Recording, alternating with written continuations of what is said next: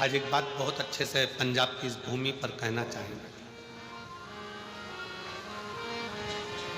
हमारी सीहोर की बिटले सेवा समिति जो बच्चे पढ़ना चाहते हैं और उनके पास एजुकेशन का पैसा नहीं होता तो उनको पढ़ाती है, चिकित्सा कराती है, शिक्षा, चिकित्सा, भोजन, अन्न सब उसका निःशुल्क कर देती है। जिस बच्चे की फीस समिति जमा करती है कॉलेज में, स्कूल में पढ़ाने के लिए, 1-2 साल के बाद कहीं ना कहीं बाबा उसका साथ ऐसा दे जाता है। हम कहते हैं कि आप चिंता मत करो, इसको मांगना नहीं पड़ेगा। शंकर भगवान इसके परिवार को इतना प्रबल कर देता है कि फिर इसको फीस की जरूरत नहीं पड़ती, परिवार ही उसकी भरण पोषण कर लेगा। मेरा बाबा आपको भिखारी नहीं बनने देते, मेरा शंभू आपको भिक्षुक नहीं बनने देता।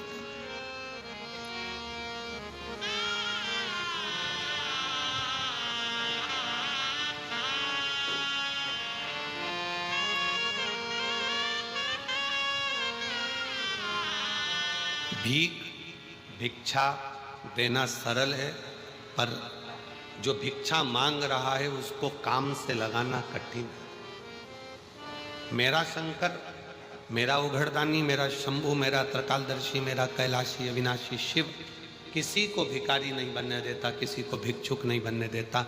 उस सबको जो आया 1 लोटा जल चढ़ाया, कुबरेश्वर बाबा का स्मरण करा और भगवान ने उसकी झोली में खुशियां डालना प्रारंभ कर दी और बढ़ा दी।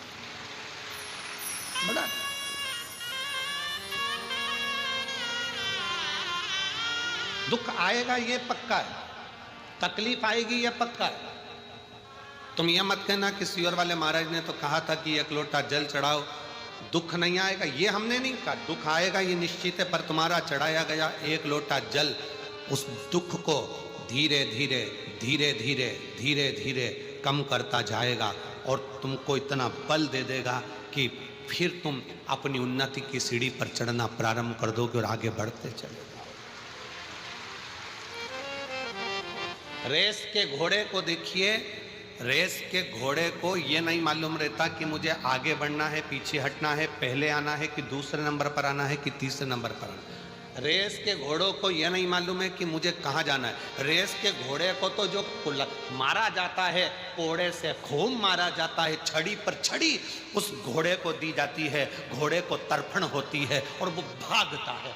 घोड़े को मारा जाता है, वो तड़पता है और भागता है। दुनिया के लोग कहते हैं रेस के घोड़े ने पहले नंबर पर जीता है, पर वो रेस के घोड़े से पूछो वो पहले नंबर पर क्यों जीता है? क्योंकि उसके शरीर पर जब मार पड़ रही थी तो वो दौड़ रहा था और दौड़ते दौड़ते आगे बढ़ गया।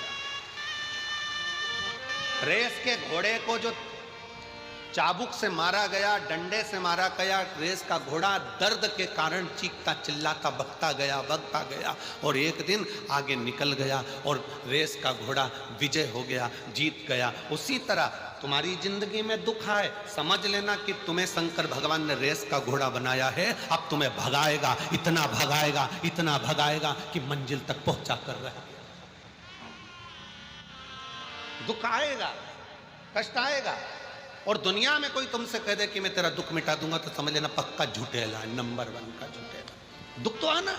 राम जी को आया, उनके गुरु पास में खड़े थे, गुरु जी कह देते कि मैं दुख नहीं आने दूंगा। राम जी के जीवन में भी दुख आया है, भगवान कृष्ण के जीवन में भी दुख आया है, माता जानकी के जीवन में दुख आया है।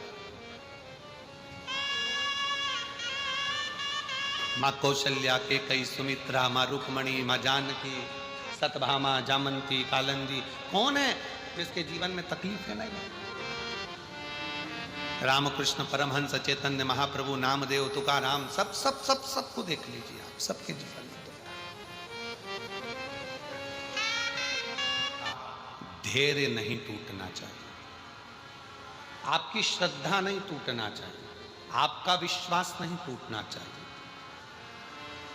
भृंगी ने एक बात पूछी थी भगवान शंकर से। भृंगी ने शिवजी से जाकर पूछा कि प्रभु जीवन क्या है? भृंगी पूछ रहा है जीवन क्या है?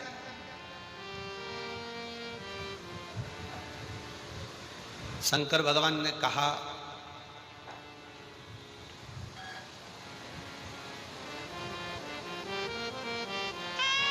जीवन एक संघर्ष है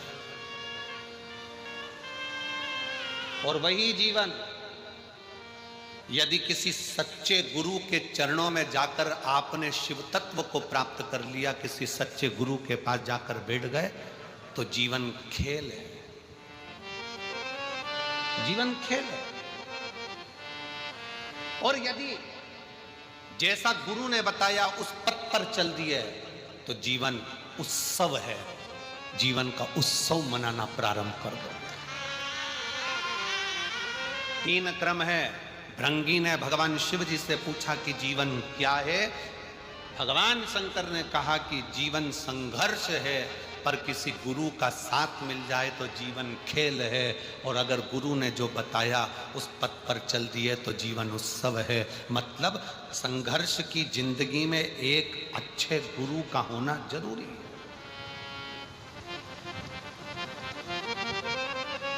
गुरु का होना जरूरी है।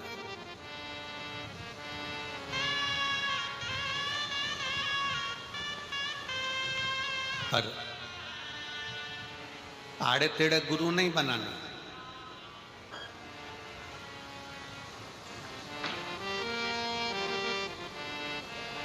पचास बार विचार करना तब गुरु बनाना,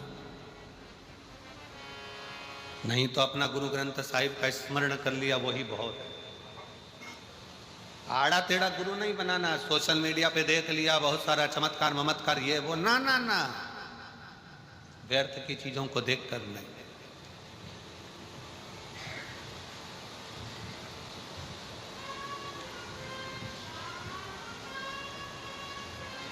व्यर्थ की चीजों को देखकर नहीं। ऑनलाइन दिखता कुछ है, तुमने देखा कितना अच्छा सूट लग रहा है, कितना अच्छा रुपट्टा लग रहा है, कितना अच्छा सूट है, कितनी अच्छी चप्पल है, कितनी अच्छी सैंडल है, ऑनलाइन बुलवा लिया।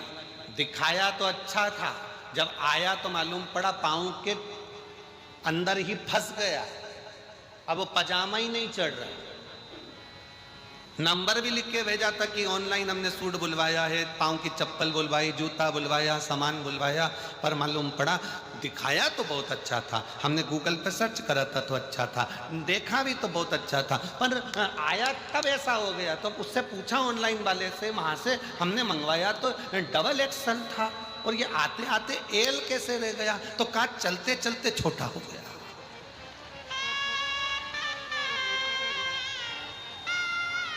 मंगाया तो बड़ा ही था, मंगाया तो श्रेष्ठ था, पर वो आते आते। तो ये देखा देखी में मत जाना, देखा देखी में बिल्कुल मत पढ़ो। फिर निवेदन है, शिव महापुराण की कथा में आने के बाद आप शंकर की कथा में अगर टीवी पर कथा सुनते हो, मोबाइल पर शिव पुराण की कथा सुनते हो, तो एक बार पंडाल में जाकर भी ध्यान लगा कर देखना कि हमने कहीं ऑनलाइन गड़बड़ खरीदी तो नहीं कर ली। एक आध बार कथा में बैठ कर भी देखो कि बाबा क्या करता है और क्या नहीं करता। देखो अब